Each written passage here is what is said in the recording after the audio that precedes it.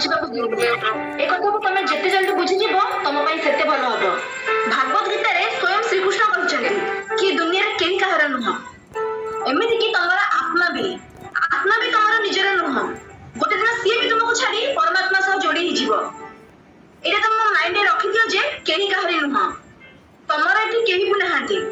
ସେଥିପାଇଁ ଅନ୍ୟମାନଙ୍କ କଥା ନ ଭାବି ନିଜ କଥା ଦେଖ।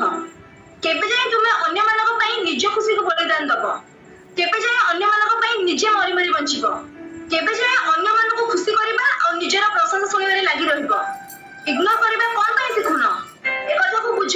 ଇଗ୍ନୋର କରିବା ଆଉ ଗର୍ବ ଦେଖେଇବାରେ ବହୁତ ଫରକ ଅଛି। ଏ କଥାକୁ ଯେତେ ଜଲ୍ଦି ବୁଝିଯିବ ସେତେ ଜଲ୍ଦି ଖୁସିରେ ରହିବ। ଜାଣିଛ, ଯିଏ ଭଲ ଲୋକ ହେଇଥାନ୍ତି ସେମାନେ କାହାକୁ କିଛି ବି କଥାରେ ମନା କରିପାରନ୍ତିନି। ଆଉ ପରେ ସେମାନେ ହିଁ କାନ୍ଦନ୍ତି ଆଉ କୁହନ୍ତି ଭଲ ଲୋକଙ୍କ ସହ କାହିଁକି ଖରାପ ହଉଛି। କାହିଁକି ହବନି? ଯଦି ଲୋକଙ୍କୁ ମୁଣ୍ଡ ଉପରେ ଚଢିବ ଦିନେ ନା ଦିନେ ସେମାନେ ଧୋକା ତ ଦେବେ ହିଁ ନା। ତମର ସାଙ୍ଗମାନେ ଯେବେ ତମକୁ ଫିଲ୍ମ ଦେଖିବାକୁ ଡାକନ୍ତି ତମେ ମନା କରିପାରୁଛ କି? ଯେବେ ତମକୁ କିଏ ଫାଲତୁ କଥାରେ ଡିମୋଟିଭେଟ କରିଥାଏ ତମେ ମନା କରିପାରୁଛ କି? ଯେବେ କାମ କରିବା ସମୟରେ ଫାଲତୁ ଭାବନା ଆସେ ତାକୁ ଇଗ୍ନୋର କରିପାରୁଛ କି? ହୁଏତ ନୁହଁ। କାହିଁକି ଇଗ୍ନୋର କରିପାରୁନ? ଯାଦ୍ୱାରା ତମ କ୍ୟାରେକ୍ଟର ଖରାପ ହେବାକୁ ଯାଉଛି। କାହିଁକି ସେମାନଙ୍କୁ ଇଗ୍ନୋର କରିପାରୁନ? ଯାଦ୍ୱାରା ତମର ବହୁତ ସାରା ସମୟ ବର୍ବାଦ ହଉଛି। କାହିଁକି ଇଗ୍ନୋର କରିପାରୁନ ସେମାନଙ୍କୁ? ଯାଦ୍ୱାରା ତମର ସଫଳତା ଅଧରେ ରହୁଛି। ଯଦି ସେମାନଙ୍କୁ ଇଗ୍ନୋର କରିପାରୁନ ତ ଇଗ୍ନୋର କରିବା ଶିଖ। ଇଗ୍ନୋର କରିବା ପରେ ତମକୁ କିଏ ଅଟକେଇବେନି। ଯାହା ଚାହିଁବ ତମେ ତାହା ପାଇପାରିବ ଯଦି ଠିକ ଆଉ ଭୁଲ କଣ ତମେ ଜାଣିପାରିବ। ଠିକକୁ ଚୁଜ କର ଆଉ ଭୁଲକୁ ଇଗ୍ନୋର କର। ଏକଥା ତ ପଶୁ ପକ୍ଷୀଙ୍କୁ ଜଣା ଥାଏ। ଆଉ ତମେ ତ ମଣିଷ, ଯାହା ପାଖରେ ଏତିକି ତ ଜ୍ଞାନ ଅଛି ଯେ କୋଉଟା ଭୁଲ ଆଉ କୋଉଟା ଠିକ ଜାଣିପାରିବ। ଭୁଲକୁ ଯଦି ଆମେ ଭୁଲ କରିବା ସେଥିରେ କଣ ଭୁଲ ଅଛି? କଣ ତମେ ଅନ୍ୟମାନଙ୍କ ପାଇଁ ଏ ଦୁନିଆକୁ ଆସିଛ? କଣ ତମେ ଅନ୍ୟମାନଙ୍କ ପାଇଁ ଜନ୍ମ ହେଇଛ? କଣ ତୁମର ନିଜର କିଛି ସ୍ୱପ୍ନ ନାହିଁ? କଣ ତମ ଭିତରେ ଟିକେ ବି ସେଲ୍ଫ ରେସ୍ପେକ୍ଟ ନାହିଁ? ଯଦି ଅଛି ତ କିଛି କର। ଯାହା ତମକୁ ପସନ୍ଦ ନୁହଁ ତାକୁ ଇଗ୍ନୋର କର।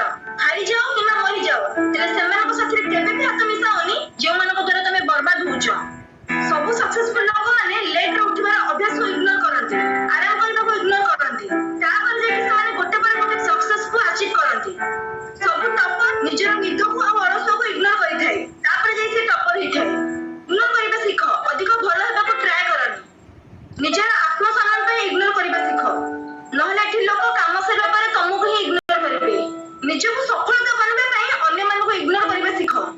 ଯେମିତିକି ଲୋକ ଇଗ୍ନୋର କରିବେନି, ଡାଇରେକ୍ଟ ସର୍ଚ୍ଚ କରିବେ।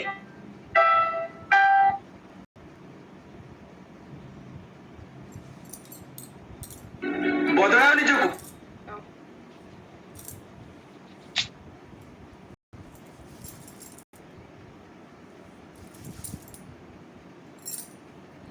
ଭାବିଲେ କଣ ସବୁ